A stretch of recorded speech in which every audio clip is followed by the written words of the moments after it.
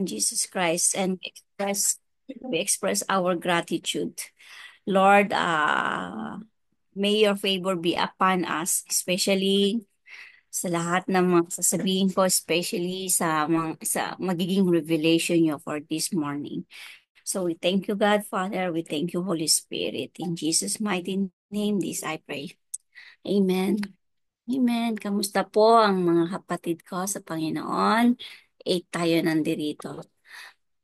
Good morning, good morning. So, let me share po yung ating devotion for today, entitled,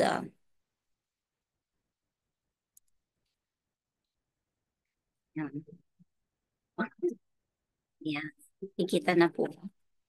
Malakas po ba ako? Kasi hindi pa kami nakakapag-settle sa paglilipat namin, but then God is always making a way. Amen. Pagka kay Lord, hindi tayo pwedeng humindi. Kasi hindi naman niya tayo hinihindian at lagi naman siyang nandyan. So, di ba? And we all always have this joyful heart to serve Him. Ayun. So, yan. Liberty and the Standard of Jesus by Oswald Chambers. Ang gaganda ng mga binibigay sa ating devotion every day, di ba nakaka-bless.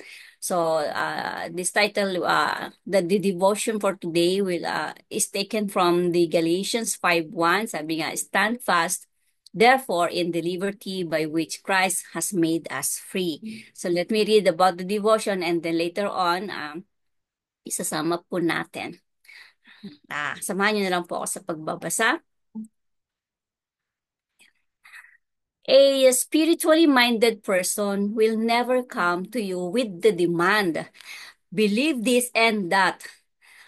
So, a spiritually minded person will demand that you align your life with the standards of Jesus.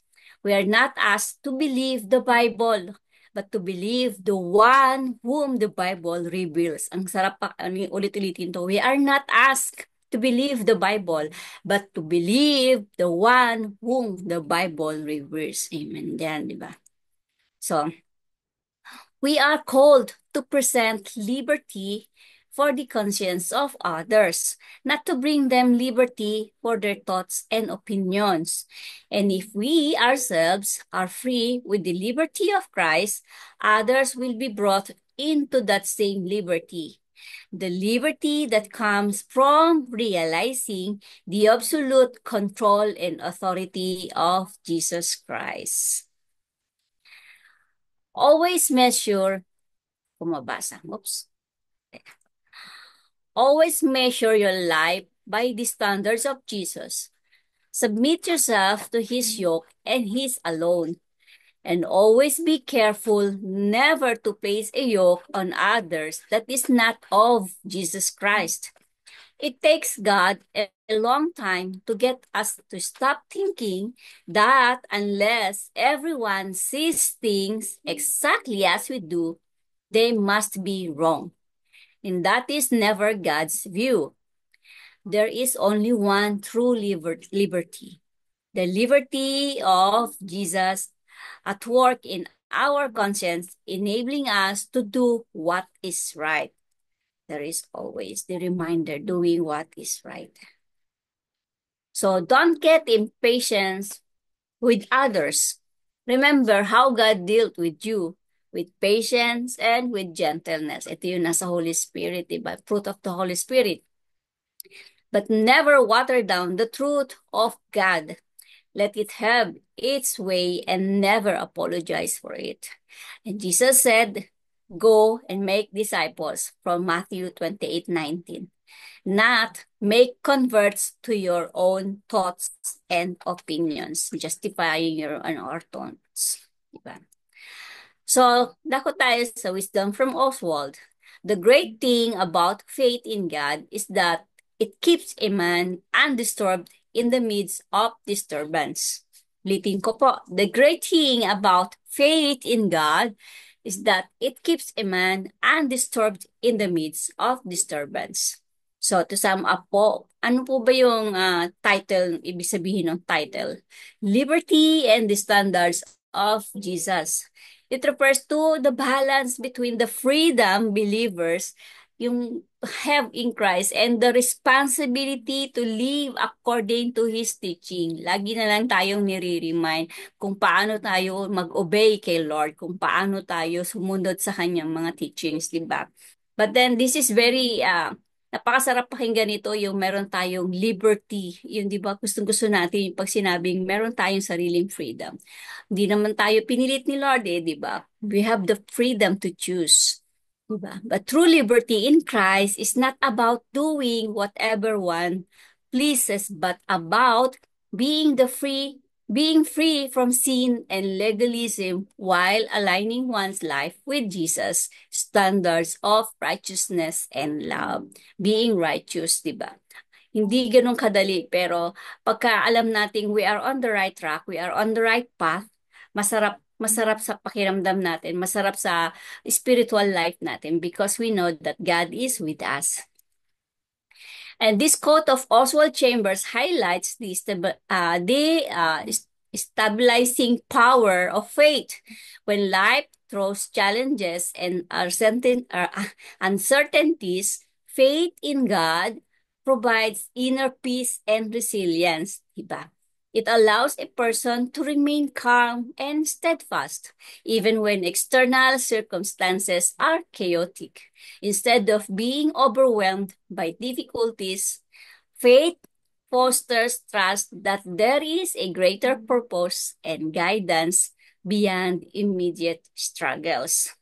Sa panahon ngayon, ang daming nangyayari. Mga balita, lalo na nakakalungkot. Yung latest na balita sa NAIA yung nangyari, naghatid lang naghatid lang ng tatay sa naaalis after 3 weeks vacation, hindi natin masabi bigla may nangyari insidente. Ewan ko po kung aware tayo lahat doon na nasagasaan yung bata dahil lang doon sa nag-out of control na sasakyan na SUV.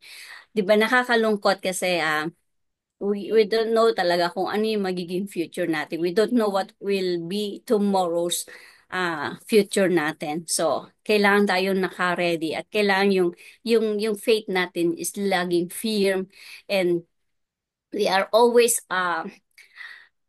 yung pag alam natin gumagawa tayo ng ginagawa natin yung gusto ni Lord, sinusunod natin yung gusto ni Lord.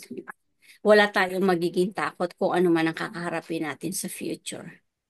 So, kung yung according dun sa ating text sa Galatians 5:1, it emphasized the freedom believers have through Christ.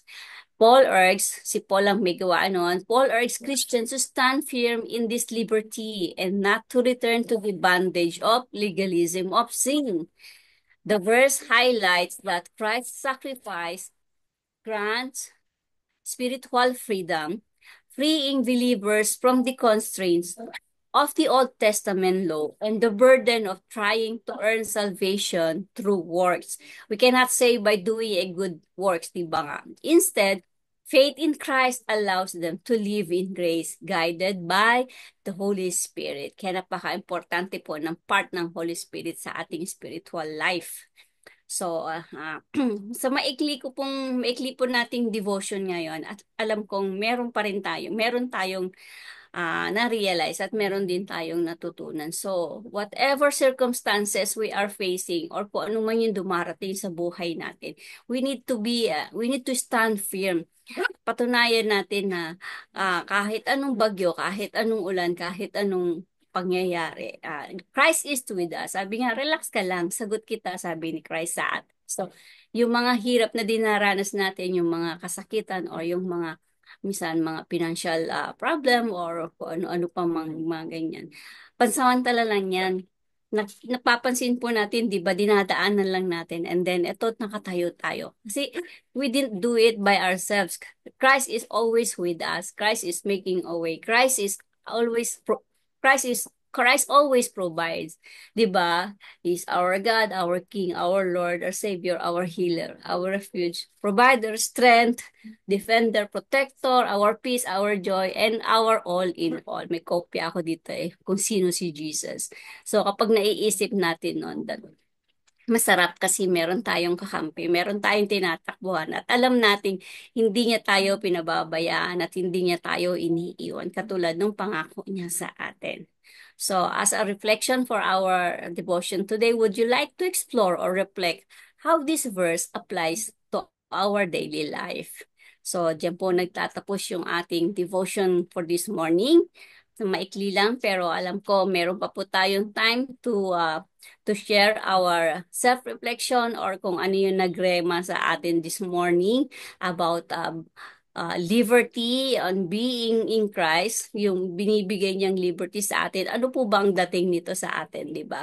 Mahalaga ba or masaya ba, masarap ba bilang Kristiyano na meron tayong liberty being His children? Diba? So, Pastor Rory, balik ko na muna po sa inyo to host tapos balik po tayo mamaya sa prayer blast. Salamat po, to God be the glory. Open na po for reflection and for sharing. Mahaba pa po oras natin. Amen. Pastor Rory Sa po. mapagpalang umaga po sa ating pong lahat. At thank you, Sister Brenda, sa iyong pangunguna sa oras po nito. At open po sa bawat isa sa ating pong sa ating kalagitnaan yung nais na mag-share o magpatutuo yung kanilang naranasan kagaya ng ating pong narinig ngayon. Sige po, is open for the floor.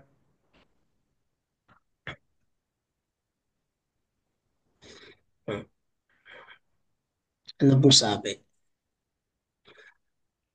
Would you like to explore and reflect how this process applies to your daily life? Sabi po dito, emphasis of freedom believers have through Christ. But Ay, sorry Paul, pa. okay lang, Paul urged Christians to stand firm in this liberty and not return to the bondage of legalism or sin. Christ's sacrifice grants, ayun, uh, grants spiritual freedom, freeing believers from the constraint of Old Testament law, but the burden of trying to earn salvation through works. Instead, faith in Christ allows them to live in grace guided by the Holy Spirit.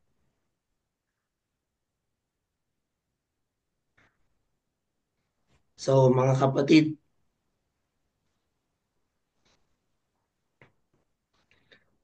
tingnan po natin yung sinabi po dito ng text na ating pong binasa ko kanina. It's not about to earn.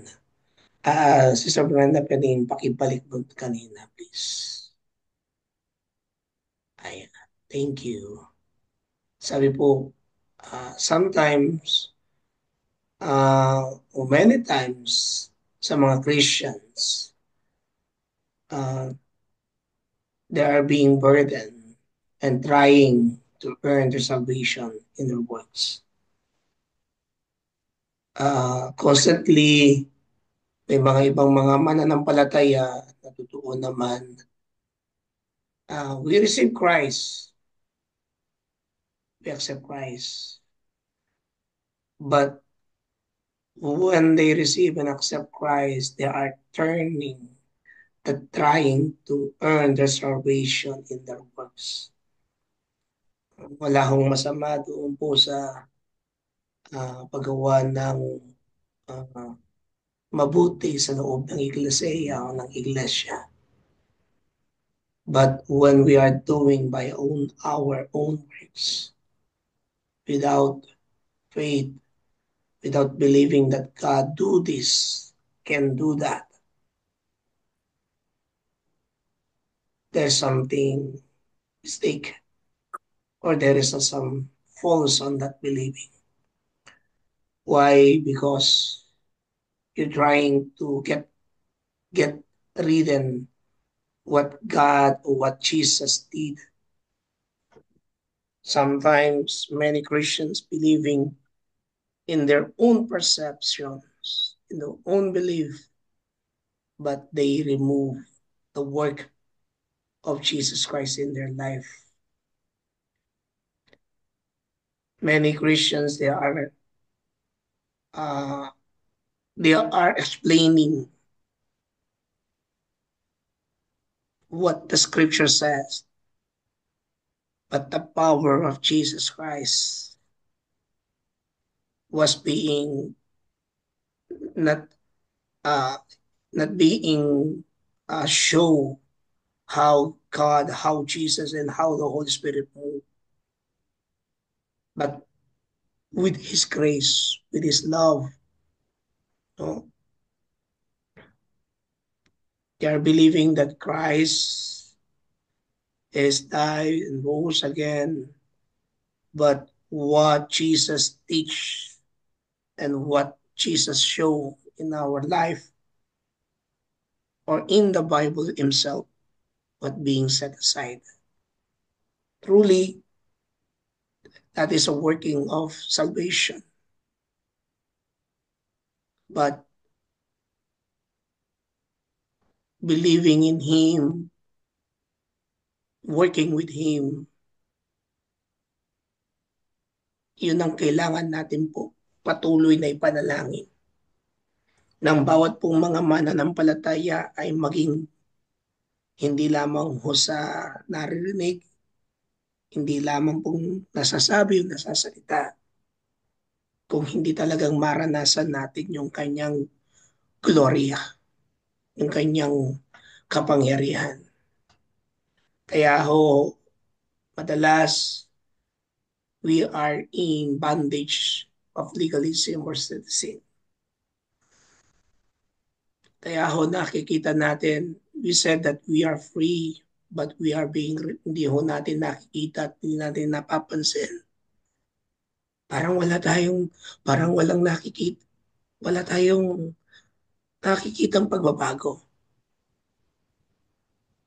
because of what we are being bondage of being legalism.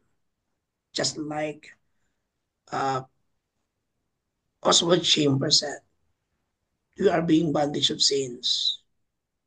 But thank to Jesus, we thank you, God, we thank you, the Holy Spirit. Why? Because He break that law. He break that kind of concept that we need to be immersed to Jesus, to the Holy Spirit, by His grace, not by our thought, not by our might, but by His power of the Holy Spirit. Yun lang po ang aking pong may bibigay pong karagdagan, kapatid na Peps. At sa bawat isa, yung pong nais pong magdagdag, yung may able po mga kapatid. And thank Thank you you po, for Star. letting me share.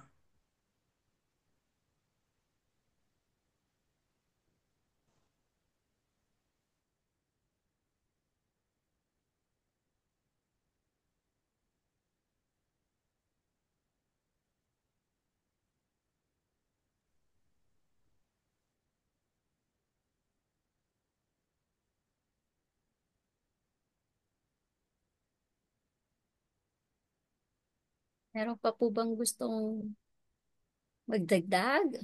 Or bago po tayo dumako sa ating prayer blast?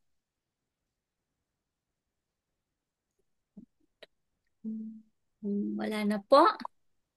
Alam ko, kahit sa sarili po natin, nagmumuni-muni tayo at kinausap din tayo ng Holy Spirit. During our quiet moment, doon na lang po tayo mag-meditate. Sige, salamat po. And dadako na po tayo sa ating... Gusto ka na? Yes po. Taba mo eh. Tataba mo. Ba't ang taba mo? O dahil sa... Si-share si Kuya Virgil. Kuya Virgil, pakitutok po yung ano po para marinig po namin kayo at na-mute po kayo, Kuya.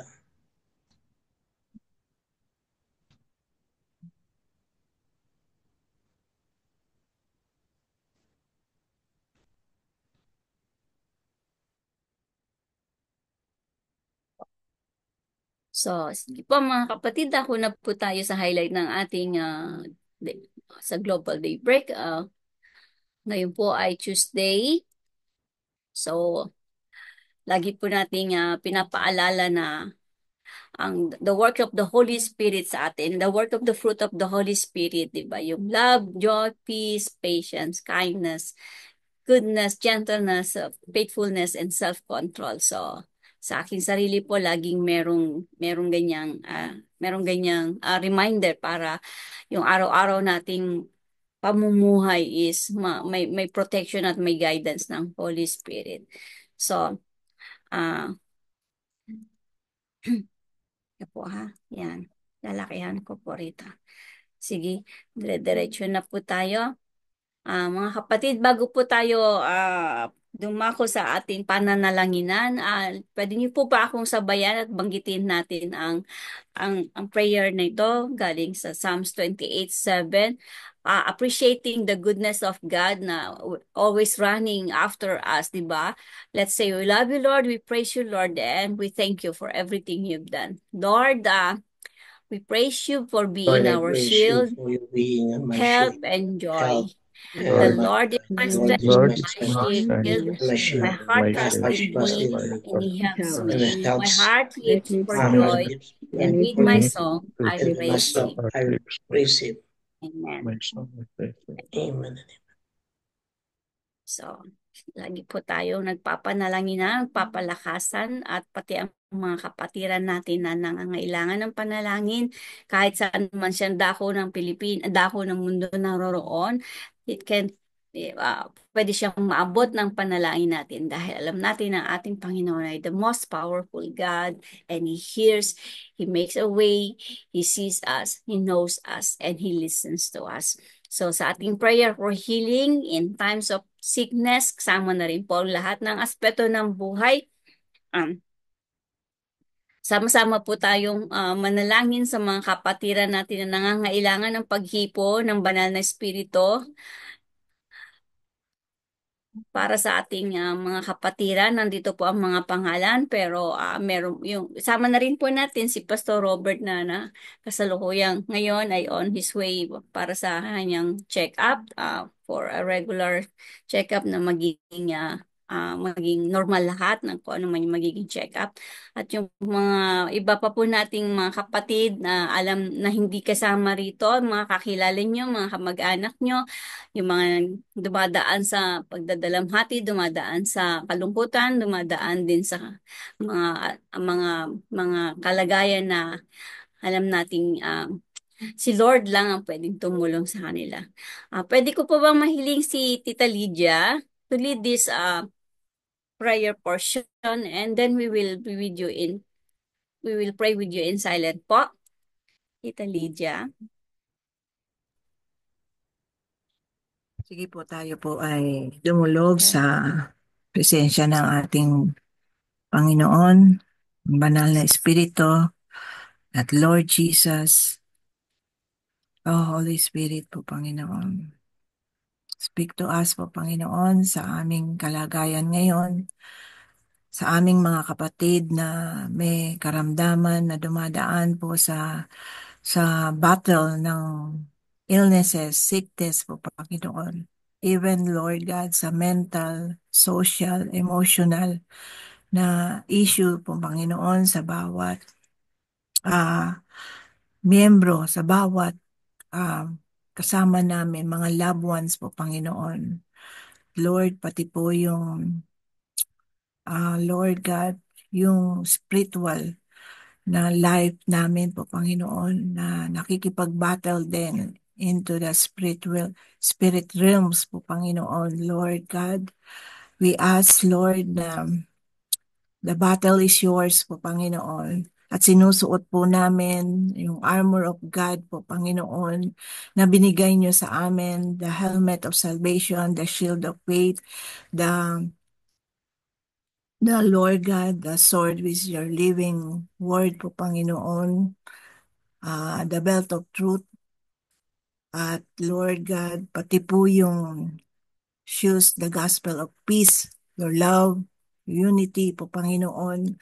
At Lord, ito po yung bilin nyo sa amin na lagi po namin dinideclare, Lord God, itong armor of God na suot namin, and the battle is yours. The victory belongs to you alone po, Panginoon, at para sa amin. And we are a conqueror po, Panginoon.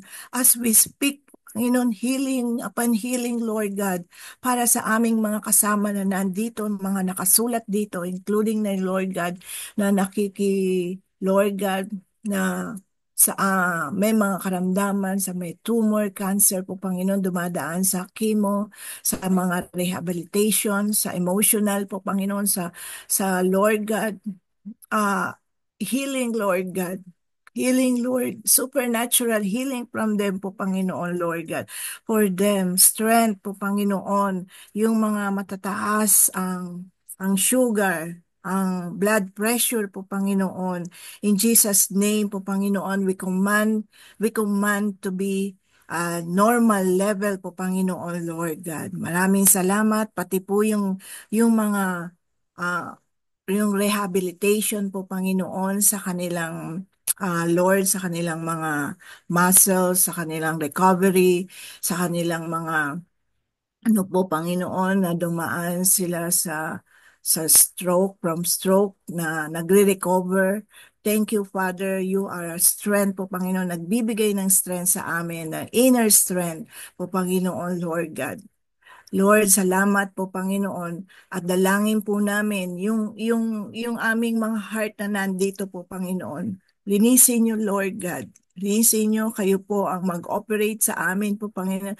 Tanggalin niyo ang lahat ng mga jealousy, anger po, Panginoon, sa aming puso po, Panginoon, Lord God. Lahat ng mga nakikita niyo po, Panginoon, sa aming puso na ito po, Panginoon. Linisin niyo empty, Lord God.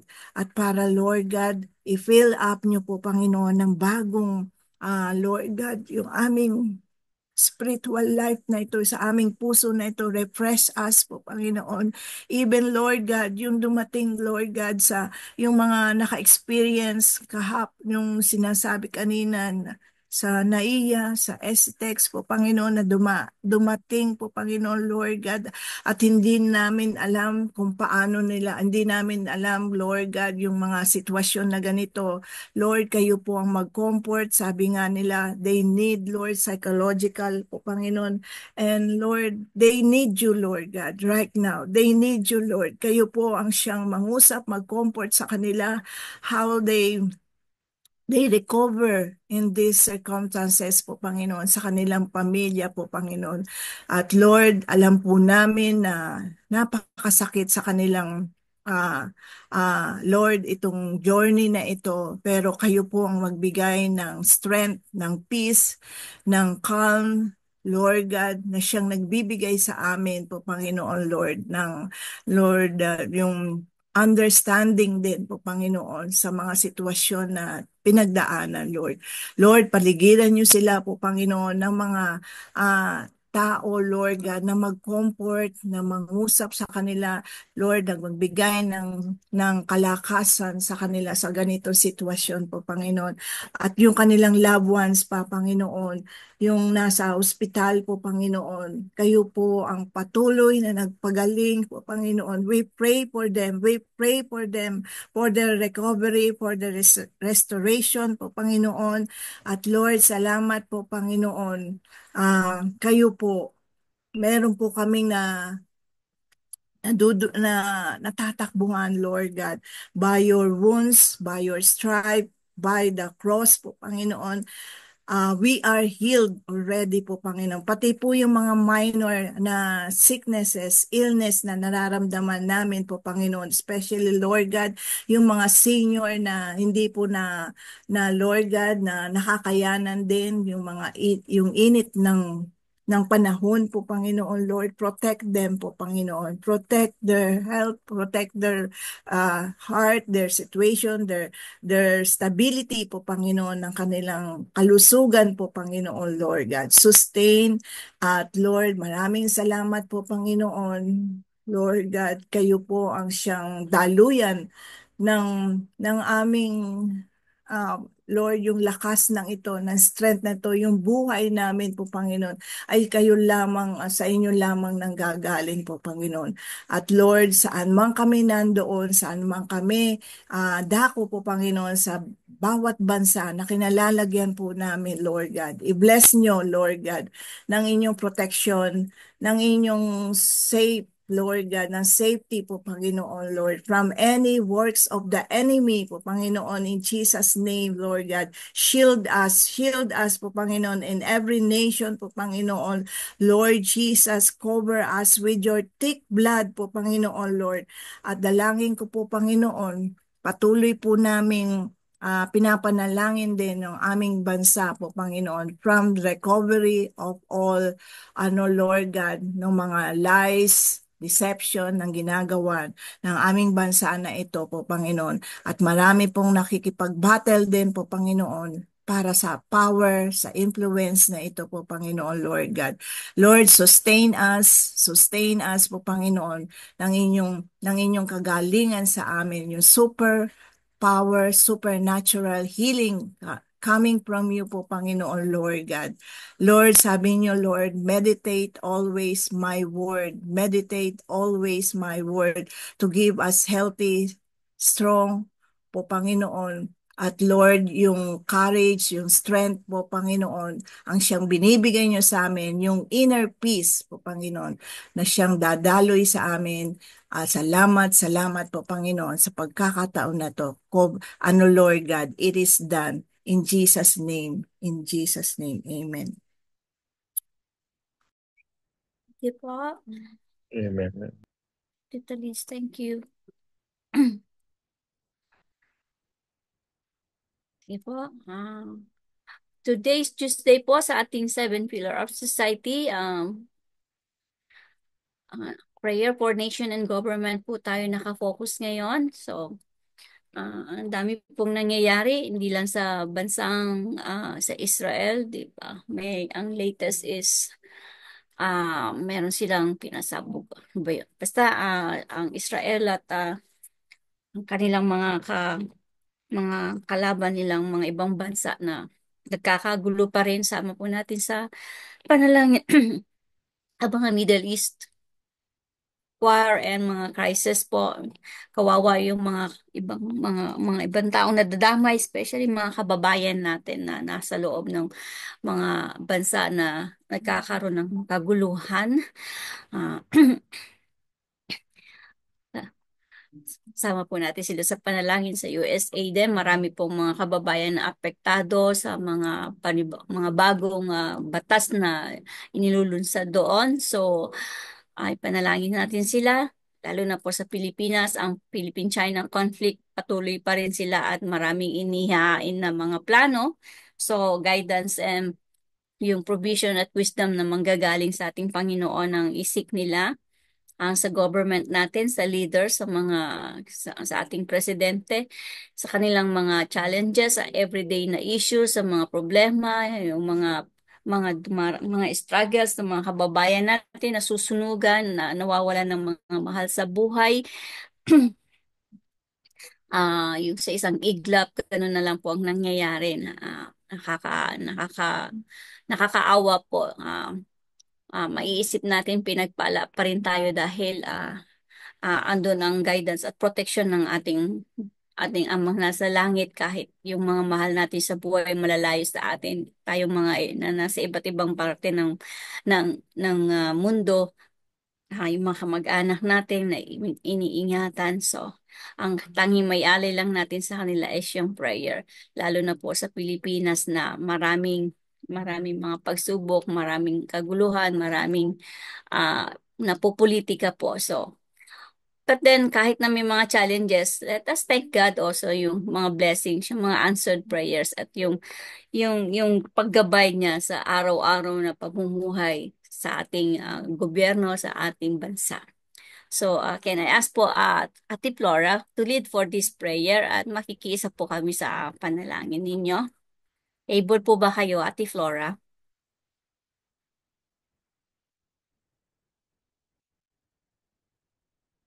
Ate Flora, Sis Flora, prayer for nation. Yan, sige Yes po. po. Yes po. Thank you po. Sorry po. Okay lang po. Matagal lang kasi pagtanggal ng gas. Yun po rin.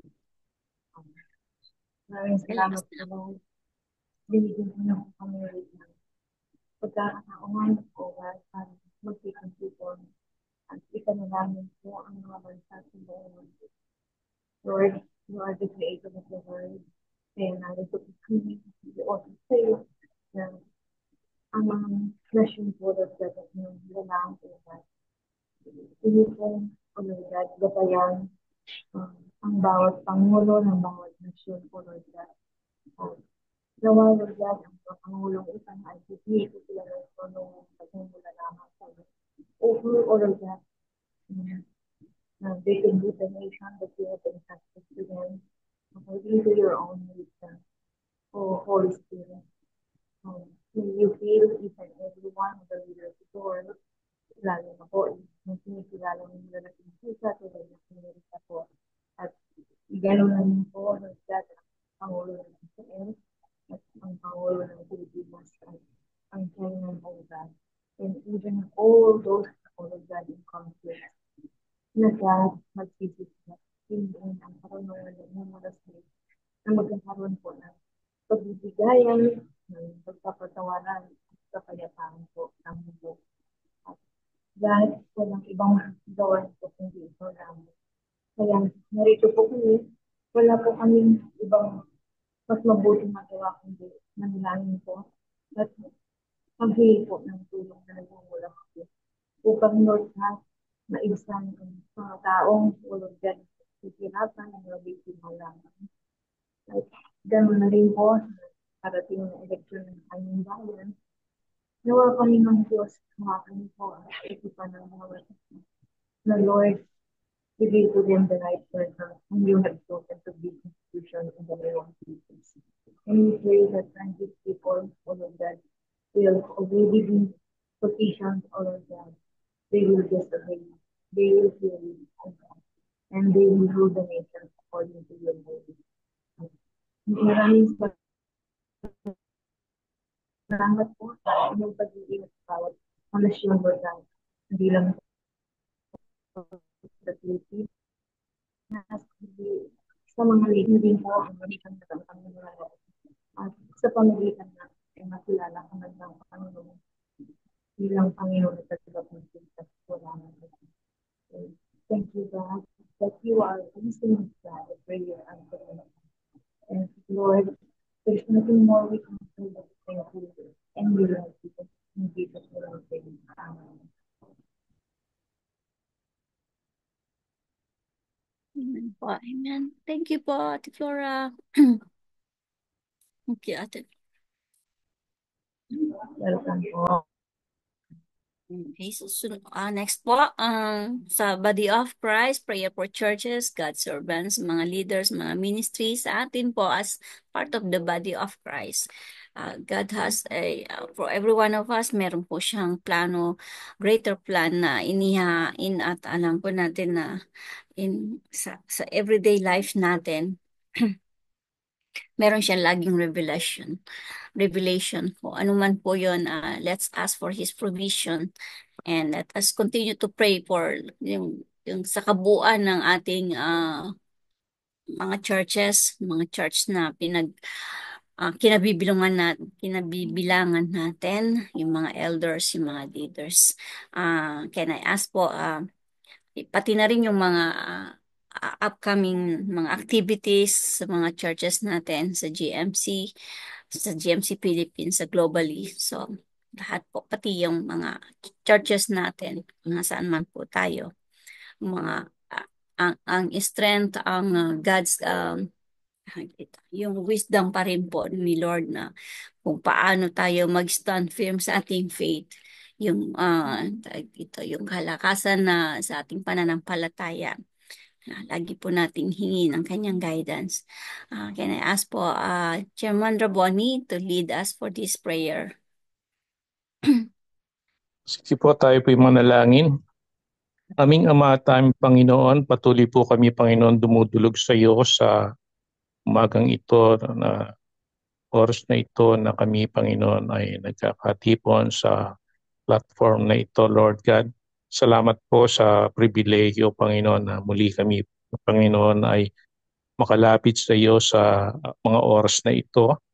At patuloy namin, Panginoon, itinataas, Panginoon, ang iyong iglesia, Panginoon, the body of Christ, O God, na patuloy mo po, Panginoon, i-sustain, Panginoon, ang iyong mga anak, Panginoon, ang iyong mga manggagawa, Panginoon, ang mga leaders, Panginoon, ng bawat churches, Panginoon, na iyo po, Panginoon, na ikinalat, Panginoon, sa buong mundo. Alam ko na yung Panginoon na mayroon po kayo, Panginoon, na mandate sa bawat isa sa amin, Panginoon.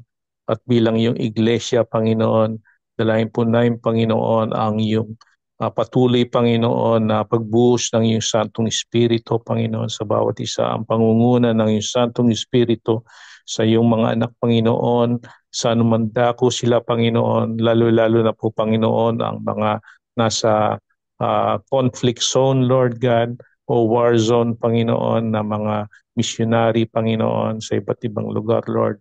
Lord, we pray, Lord God, yung pag-ibig mo po, Panginoon, ang iyong kaligtasan, Panginoon, ang patuloy, Panginoon, na maipalaganap, Panginoon, ng iyong mga anak, Lord.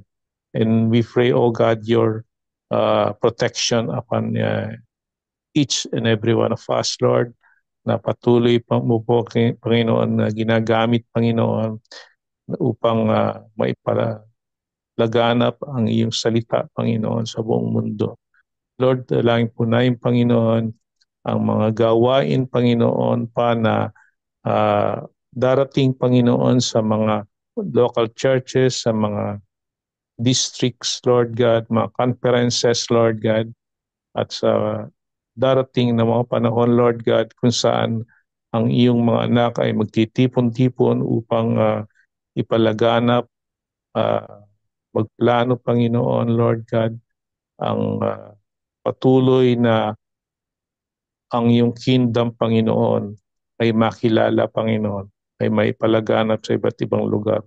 At maabot po, Panginoon, yung mga hindi pa naaabot ng iyong salita, Lord God. Lord, we pray also, Lord God, yung mga provisions mo po sa iyong mga anak, Lord God. Especially, Lord God, yung mga protection mo po, Panginoon, sa bawat isa, Lord.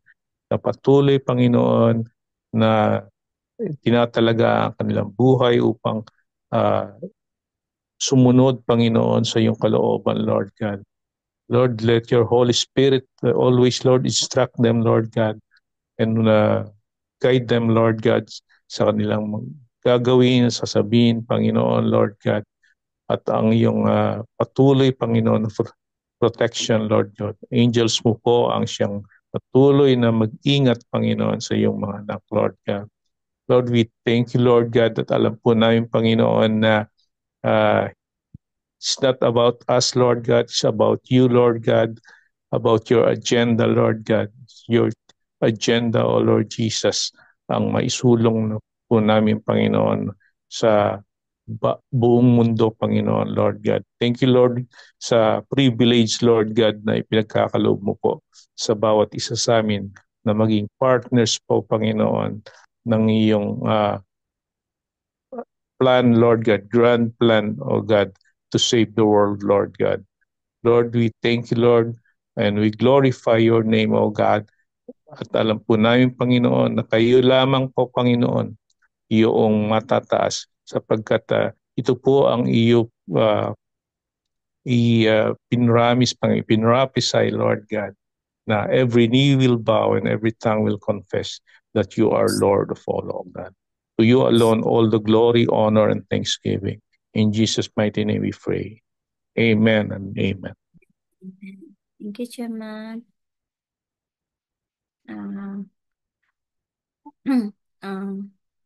Mga kapatid, sama-sama po tayo sa ating Thanksgiving prayer. Dear Lord, in every moment Dear Lord, today, in every moment today, remind me of remind me all of that all I have to be I have thankful, to be thankful for, especially your constant presence in my life. Especially your constant presence in my Times life, of whether in prosperity and times of need, prosperity you are or in good. prosperity, I lift up you this are good. morning I live prayer up of this morning your thankfulness good, with a keep heart up in the full of morning, gratitude with and my praise for heart your full of love and gratitude. gratitude provision. and praise Praise for and Your glory love and belong your to love, you provision. alone. Praise provision, and glory belong to you. praise and glory Amen. belong to you alone. Amen. Praise God. Meron po bang nagbe-birthday ngayon bago tayo dumako sa ating closing prayer and benediction? Meron po bang may birthday or anniversary or spiritual birthday? Para isama natin sa prayer, mga anak, mga apo, mga asawa. Tahimik po, parang wala. Jack Pay, pwede ka bang ilingin for closing prayer natin? Sige Able ka po. mag-pray. Sige, Salamat. ate. As Pastor Rory, benediction po, please. Thank you. Now na po. Opo. Sige, let's pray. Hallelujah, Lord. God, we thank you once again for this blessed daybreak sa mensahe na aming pinagbulay-bulayan, Lord, that natanggap today for using Ate Brenda. Lord, continue to use us mightily. Alam namin, Panginoon, na hindi kami yung magko-convert sa kanila, hindi kami yung magbabago sa kanila, kundi ikaw yung however, Lord, na gagamitin mo kami to speak the truth, Lord. Pero ikaw pa rin, Panginoon, yung magko-convict sa mga taong makakasalamuhan namin, masasabihan namin, Panginoon, ng gospel mo. Kaya, Lord, give us the boldness and the wisdom to continue to share, katulad ng message, Lord, that kay Oswald, Lord, that your commandment to us, Lord, is to go and you baptize the people in the name of the Father, Son, and the Holy Spirit. Hindi naman sinabing you convert them dun sa mga paniniwala namin or sa but to your word lang, Panginoon. To your word lang. So help us to be firm, help us to be wise, help us, Lord, na ikaw lang at hindi magkulang, hindi madagdagan yung mga sinasabi namin tungkol sa iyo, kundi grounded lang talaga sa Biblia, sa mga words mo, Panginoon. And sorry, Lord God, kung sa mga pagkukulang po namin, kung minsan hindi kami nagiging bold enough to share your word. But we know, Lord, that ikaw lang, Panginoon, yung rejection na nasa puso namin, minsan natatakot kami kung mag-share kami, kung makikinig ba sila, kung mababago ba sila o hindi. Sorry for that. And thank you for reminding us that it is your work, Lord, not ours, Lord. It is our duty to spread the gospel, but it is your work, Lord, to convict them and for them to have a change of heart. Thank you, Lord God. And kami pong lahat na nandito sa platform na to, Panginoon, hinihingi po namin ang iyong patnubay sa mga gagawin pa namin. Kaming nandito sa Pilipinas for the rest of the day at sa mga nasa UK at sa ibang bansa na nagsisimula pa lang yung araw nila. Thank you, God. And we just want to honor you and to bless you more and more. And Lord, we lift up to you si Ate Brenda sa pag-aayos nila sa bahay. sa paglilinis nila ng bago nilang matitirhan, Panginoon. Lord, I know that you are a God na hindi nagkukulang. And thank you for providing their needs materially, spiritually, physically, Lord, emotionally, lahat, Lord, ikaw yung manguna sa buhay ni Ate Brenda, gayon din sa buong pamilya niya. Maraming salamat po. Ito po ang aming panalangin sa pangalan ni Jesus. Amen and amen. Amen and amen. Amen. Tanggapin po natin ng pasaganang pagpapala ng ating Diyos amang pagmahal sa lahat, na siyang ang ating Diyos na manilikha, na siyang tunay at wala ng ibang Diyos. At ang kanyang pagmamahal ay kaya niyang ibigay kahit ang kanyang sariling anak. Yan ang ating Panginoon Kristo. Namatay, ngunit muling nabuhay, at pinakita sa atin ng isang dakilang halimbawa kung paano tayo sumunod sa Diyos Ama. Sa pagsunod ay tunay na nakita natin ng kababaang loob. At sa kanyang kababaang loob ay pinakita rin ng tunay na pagmamahal sa Kanya. At sa kanyang pagmamahal, kaya niyang ding ibigay ang banal na Espiritu. Tanggapin natin na ang banal na Espiritu ay ating kasama, na siya ating katubang, na siya nangungusap, nagbibigay sa atin ng kalakasan sa aman tayo umayo. Ito ang patuloy nating tanggapin ng pagpapala ng Diyos Ama, Anak, at Espiritu Santo. Amen at amen. Amen. Amen. Amen. Amen.